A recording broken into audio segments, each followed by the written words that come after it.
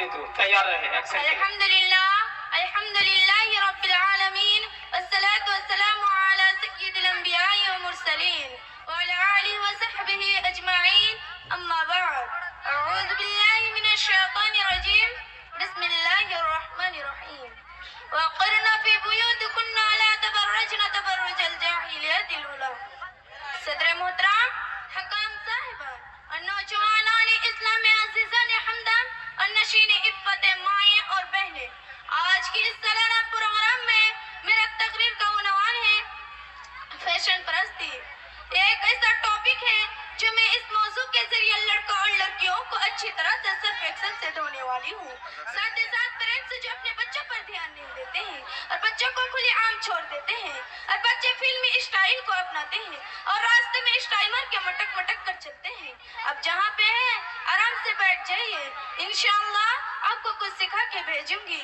محترم سامعین اور سامعات، فیشن دور حاضر کا سجادہ جناب ہے جس کی آڑ میں ہر طرح کی بےہودگی، کمینگی، بے حیائی، ننگائی، وحشیائی، عریانیات اور مذہب کو فروغ دیا جا رہا ہے. فیشن پرست اس طوفان بلاخیز میں نوجوان اپنے نسل کو برباد کر رہے ہیں. فیشن پرست غیروں کی نقلی اور اپنے زندہ تابندہ دینی تعلیم کی دھجیاں اڑاتی آ رہی ہے. اس کے اندر مذہب کی گندی اور شریعت کی بربادی ٹپکتی ہے. ان کے دل اور دماغ میں مغربیت کی گندگی داخل ہو چکی ہے. ان کے زبان پر بھلے ہی محسن اسلام ہو، لیکن ان کے جسم اور دماغ میں مغربیت کی جلوہ طاری ہو چکی ہے. کسی شاعر نے کیا ہی خوب کہا ہے، خرد نے کہہ بھی دیا لا الہ الا اللہ تو کیا حاصل، خرد نے کہہ بھی دیا لا الہ الا اللہ تو کیا حاصل، دل و نگاہ مسلمان نہیں تو کچھ بھی نہیں. میرے پیارے ماں اور بہنوں، آخر میں آپ لوگوں کے سامنے کون سا فیشن کے بارے میں بتاؤں؟ لڑکوں کا چندی چور جیسا بال کٹنے کا فیشن، یا پھٹا ہوا جینس پہننے کا فیشن، یا پھر لڑکوں کا کان چھید کرنے بالی لگانے کا فیشن، یا پھر لڑکوں کا لڑکیوں کے روپ رنگ پہ چلنے کا فیشن، یا پھر لڑکوں کا بال ڈائی کرنے کا فیشن. ہم لڑکیاں بھی لڑکوں سے کم نہیں ہیں صاحب. لڑکیوں کا اسکرٹ پہننے کا فیشن،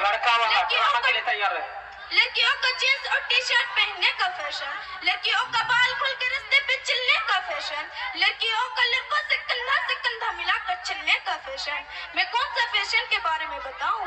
کنفیوزڈ ہوں. آخر یہ فیشن پرستی کا دور کہاں سے آغاز ہوتا ہے؟ اس کے ذمہ دار کون ہے؟ ذرا غور کیجئے، معلوم چل جائے گا. اس کے سب سے بڑا سبب ہمارے والدین اور پیرنٹس کی غفلت اور لاپرواہی ہے. ان کو پیسہ کمانے کا تو فکر ہے، لیکن بچوں کے لیے تعلیم و تربیت کے لیے وقت نہیں. سوشل میڈیا میں گھنٹوں گھنٹوں پر گھسے پڑے رہنے کا وقت ہے، لیکن بچوں کے لیے وقت نہیں. اگر گھر میں کوئی آ جائے تو ان کے سامنے گھنٹوں پر گپے لڑانے کا وقت ہے، لیکن بچوں کے لیے وقت نہیں. مگر والدین ان کو روکنے کے بجائے ان کی ہمت افزائی کرتے ہیں. کسی شاعر نے کیا ہی خوب کہا ہے، فیشن کا یہ دور سہانا لگتا ہے، اچھا خاصا مرد زنانہ لگتا ہے.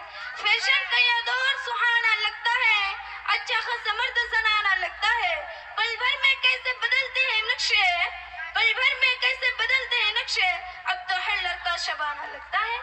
جب بچے اور بچی گناہوں کے دلدل میں پھنس جاتا ہے یا ماں باپ کا سر سوسائٹی میں نیچا کر دیتا ہے، تب ان کو ہوش آتا ہے. اب پچھتا کے کیا فائدہ جب چڑیا چگ گئی کھیت. میری پیارے ماں اور بہنوں، آج بنتے ہوا فیشن کے نام پر ایسے کپڑے کا یوز کرتے ہیں جو ننگے ہی نظر آتے ہیں. ان کو یہ حسن کا ذریعہ بنا لیا گیا. ارے خواتین جنت کی کنیز ہو، کیا تمہیں معلوم نہیں کہ لباس اللہ تعالیٰ کی نعمت ہے جس کو اللہ نے قرآن مجید میں فرماتا ہے، یا بنی آدم قد انزلنا علیکم لباسا یواری سوآتکم ورشا ولباس التقوی ذلک خیر ذلک من آیات اللہ لعلہم یذکرون. یہ آدم کے بیٹے اور بیٹیاں، ہم نے تمہارے لیے لباس نازل کیا جو تمہارے جسم کے حصوں کو چھپا سکے، جن کا کھولنا حرام ہے، گناہ ہے، برا ہے اور خوشنما کا ذریعہ بھی ہے. التقویٰ کا لباس سب سے بہترین جس میں اللہ تعالیٰ خوش ہوتا ہے، جس کا مقصد یہ ہے کہ لوگ سبق حاصل کر سکے. ویسے آپ صلی اللہ علیہ وسلم نے فرمایا، ویسے عورتیں کپڑے پہننے کے باوجود ننگی ہوتی ہے، دوسروں کو اپنی طرف مائل کرنے والی ہوتی ہے اور خود دوسروں کی طرف مائل ہونے والی ہوتی ہے. انہیں کبھی جنت میں داخل ہوں گے اور نہ جنت کی بو سن سکے گی.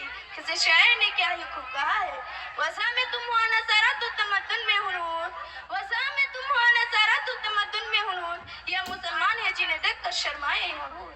سامعین، صرف یہی نہیں، فیشن پرست کا عالم تو یہ ہے کہ لڑکا اس دور میں مکمل لڑکے کا حولیہ بنائے، خود کو فخر و محسوس کرتے ہیں. وہیں لڑکے ہاتھوں میں کنگن ڈال کر انگلی میں چھلے ڈال کر نمرتے دکھائی دیتے ہیں. ایسا کر کے اپنے آپ کو کیا سمجھتے ہیں؟ ایسا کر کے اپنے آپ کو ہیرو سمجھتے ہیں. پاکٹ میں تو ایک پیسہ نہیں رہتا لیکن اپنے آپ کو امبانی سمجھتے ہیں. آخر میں اللہ تعالیٰ سے دعا ہے کہ اب اپنے بچوں کو صحیح تعلیم و تربیت دے اور ہیرو اور ہیروئن کی نقلی کرنے والا نہ بنائے. پہلے قرآن کی تعلیم دے, پہلے اسکولی تعلیم نہ دے, نہیں تو آپ کو قیامت کے دن اللہ تعالیٰ کے پاس حساب دینا ہوگا. اب اپنے بچوں کو صحیح تعلیم و تربیت دے.